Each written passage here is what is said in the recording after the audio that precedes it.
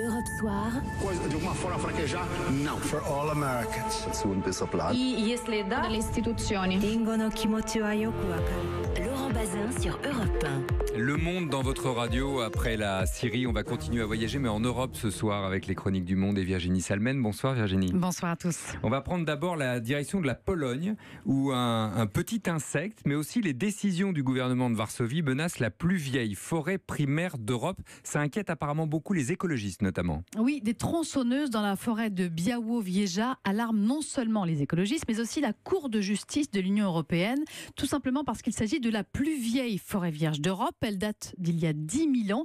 Elle s'est formée lors de la dernière période glaciaire et elle abrite, entre autres, le plus grand troupeau de bisons européens. Il y a des bisons en Europe. Des bisons en Europe, ouais. Absolument. Des loups, des lynx, mais aussi des espèces uniques d'oiseaux. Et accessoirement, elle est classée au patrimoine mondial de l'UNESCO.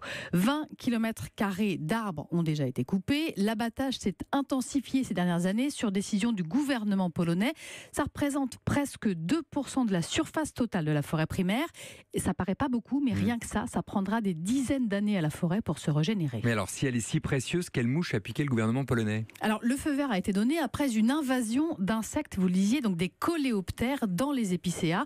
Les autorités polonaises disent vouloir couper les arbres malades et protéger les promeneurs et les routes alentour des chutes d'arbres. Côté écologiste, on penche plus pour l'argument commercial. Le gouvernement voudrait vendre le bois. D'ailleurs, Greenpeace fait valoir que ces invasions de coléoptères se régulent d'elles-mêmes et qu'elles font partie du phénomène normal de régénération de la forêt. Alors, qu'est-ce qui va se passer maintenant ? Parce que vous disiez que c'était dans la main des juges européens. Voilà, le dossier est entre leurs mains. Ils doivent trancher très prochainement. Les Polonais, eux, ont stoppé les coupes d'arbres sous la pression de l'Europe. S'ils reprennent, ils devront payer une amende de 100 000 € par jour, ce qu'ils ne sont visiblement pas prêts à faire.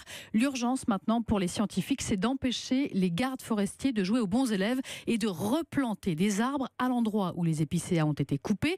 Sinon, d'après eux, la magnifique forêt vierge va devenir une banale plantation de bois. Et ce ne sera plus une forêt primaire. J'ai compris enfin ce que c'était qu'une forêt primaire. Merci beaucoup à vous. On va rester en Europe, on va quitter la Pologne pour la Suède, c'est pas bien loin à l'échelle du monde.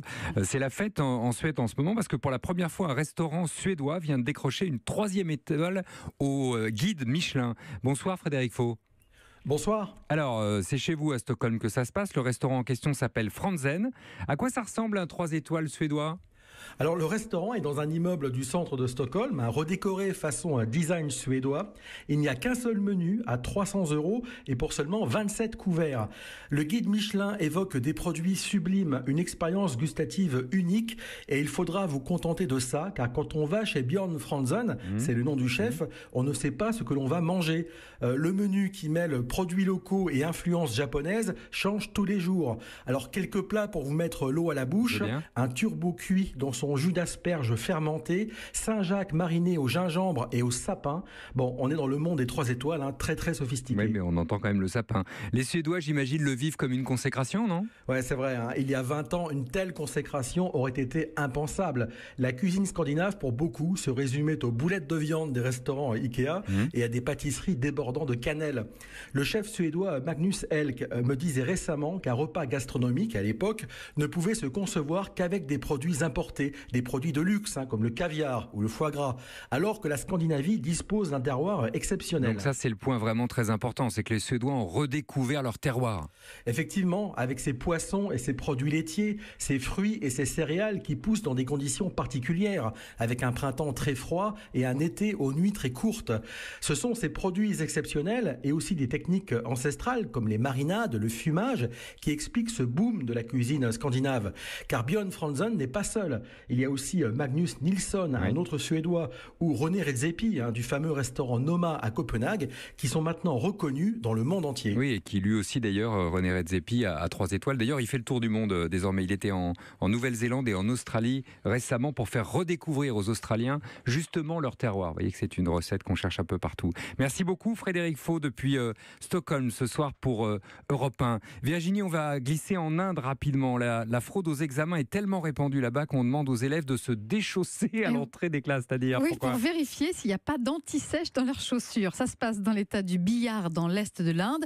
Les écoliers n'ont le droit de porter ni chaussures ni chaussettes lors des examens. La mesure entre en vigueur aujourd'hui même et les élèves sont filmés aussi pendant l'épreuve. Il faut dire que la fraude est telle là-bas qu'on voit souvent des parents qui escaladent les façades des lycées pour transmettre des réponses à leurs enfants. Il y a des photos de journalistes, de correspondants de presse qui montrent ces parents qui escaladent. Alors la meilleure élève de la région a été elle-même arrêtée pour fraude. Elle a dû repasser l'examen et elle n'a pas obtenu la moyenne, donc elle n'a pas décroché le diplôme. Et puis on va en Corée où les Jeux Olympiques ne servent pas seulement à faire du sport, mais aussi à tester les technologies de demain comme la 5G. Oui, les opérateurs télécoms testent en ce moment cette connexion qui est 100 fois plus rapide que la 4G actuelle. Donc on peut suivre en direct les épreuves de bobsleigh avec un casque de réalité virtuelle. Ça veut dire que la connexion est tellement performante qu'on a l'impression d'être soi-même sur la piste. Ça va vite, hein. On peut aussi regarder le patinage artistique en direct, cette fois en choisissant son angle de vue grâce à des caméras qui sont installées tout autour de la patinoire. La 5G devrait être généralisée sur les smartphones sud-coréens dès l'an prochain et ça, ce sera une première mondiale. Virginie Salmen, merci.